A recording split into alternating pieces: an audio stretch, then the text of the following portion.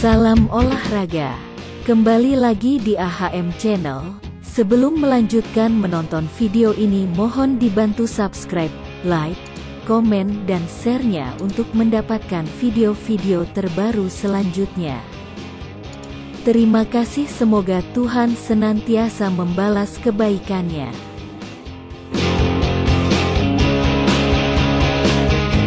Tim Juku Eja PSM Makassar sebagaimana kita ketahui sudah lolos babak 8 besar Piala Presiden 2022.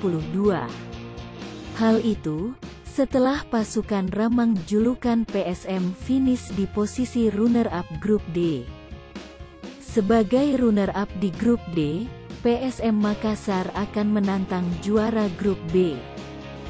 Saat ini penentuan juara Grup B Piala Presiden 2022 menyisakan dua klub, Borneo FC atau Rans Nusantara FC. Salah satunya akan menjadi lawan PSM Makassar di 8 besar nanti. Borneo FC sebagai kandidat kuat juara Grup B Piala Presiden setelah semalam mengalahkan Persija Jakarta dengan skor 2-1 di Stadion Segiri Samarinda. Dengan hasil ini mengantar Borneo FC memimpin klasemen Grup B Piala Presiden 2022 dengan 7 poin. Hasil dari 2 kemenangan dan sekali imbang. Namun perolehan ini belum bisa memastikan Borneo FC aman sebagai pemuncak klasemen Grup B.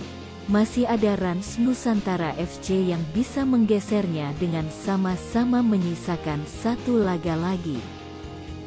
Menariknya laga terakhir Rans Nusantara akan melawan Borneo FC. Pemenang dari laga tersebut akan jadi penentu juara Grup B Piala Presiden 2022. Sekaligus menjadi lawan PSM Makassar di 8 besar nanti. Apabila Borneo menang maka Borneo yang keluar sebagai juara grup, namun apabila Rans Nusantara FC yang menang maka Rans keluar sebagai juara grup, tapi ketika pertandingan berakhir imbang maka Borneo FC yang keluar jadi juara grup.